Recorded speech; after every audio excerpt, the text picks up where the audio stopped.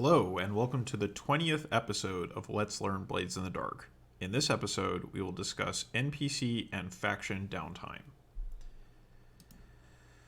So, the systems for deciding what NPCs and factions do during the downtime phase in Blades in the Dark are very loosely mechanized.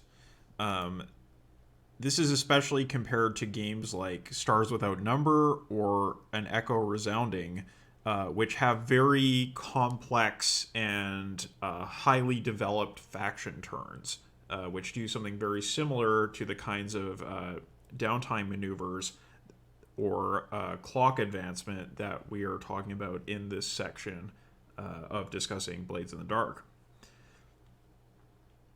And I don't think one system is necessarily better than the other. I think that the systems that exist for Blades in the Dark are very appropriate for it.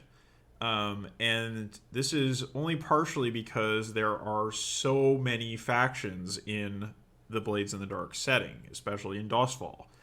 If you had to go through and roll initiative for every faction and then go through a turn order and have them spend point budgets, then it would take forever. You would have to sit there for 4 hours just to do a faction turn, just to do the faction or NPC downtime.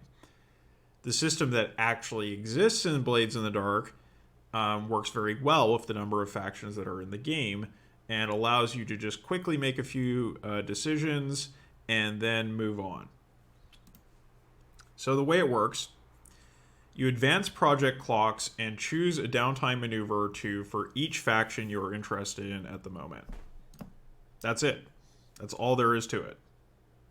So there's no budgets, there's no turn order, there's no rules as to who does and doesn't get to do something. It's entirely up to you as a GM. But let's talk a little bit about the method of how you can make this work well and how you can apply these ideas. So the way I like to think about this is to think in terms of spotlighting factions like you spotlight PCs in normal play. There are certain procedures or principles for deciding who is the focus of play, which you normally will use as a GM to make sure that everybody is getting some time in the spotlight. And you can apply the same principles to how you decide which factions or which NPCs are acting during the downtime phase. So this is very different from systems based on initiative and turn order, which you may be familiar from with like D&D, or even as I mentioned, something like Stars Without Number. This is a very loose system. But the way I usually do it is that factions you haven't spotlighted for a while get a few downtime phases worth of clock ticks and maneuvers. Then this is also what is recommended in the book. If you aren't sure how many ticks to give, do a fortune roll with the faction's tier. And the results that you get are as with long-term projects, as we previously discussed. So it's that 1, 2, 3, 5 payoff structure in terms of how many clock ticks you will add. So what are the downtime maneuvers that factions can do, or NPCs can do?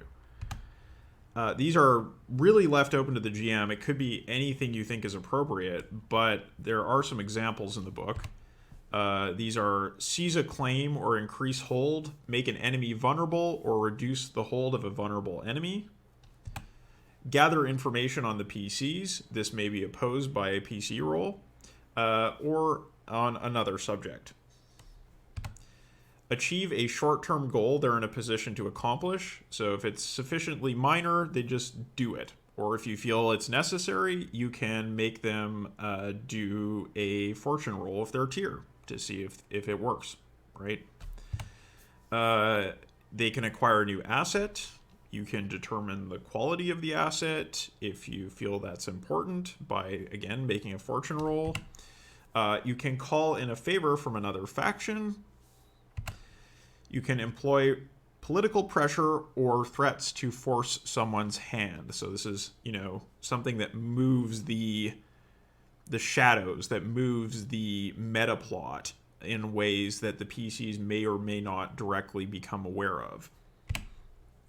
And really, these are similar to PC crew advancements and downtime activities that we previously discussed, but they're much looser because it's something you're only going to briefly be touching on, and it doesn't need to be deeply mechanized. So how do you reveal these things to the players? When factions do things that are known in the criminal underworld, tell the players about it through one of their friends or contacts or vice purveyors. These rumors and bits of gossip can lead to future scores and opportunities for the PCs. So there's really two important points here. One is it's more interesting if you tell the players about these things through NPC conversations. You could just tell them directly, like, oh, hey, this faction's starting a clock, and they've got 5 ticks, and so on and so on. But it's actually an opportunity to have some free play, to have a scene where one of these characters, one of these NPCs, divulges some information. Maybe they have to be persuaded. Maybe there's a gather information role involved. It's an opportunity to advance play and to get more flavor into the game.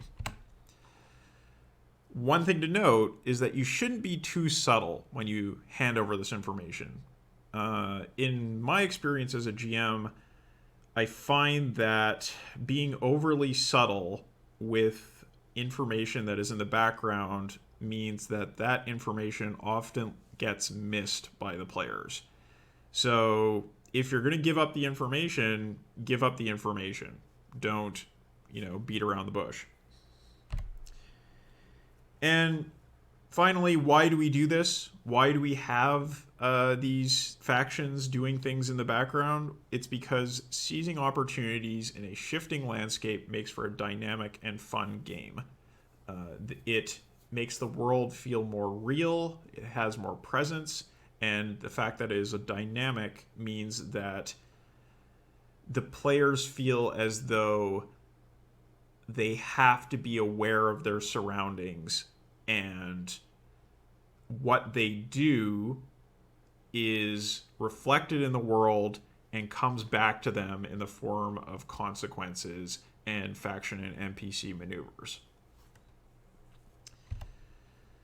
So we finished discussing the downtime phase for the most part, and we're going to move on to some supplementary stuff.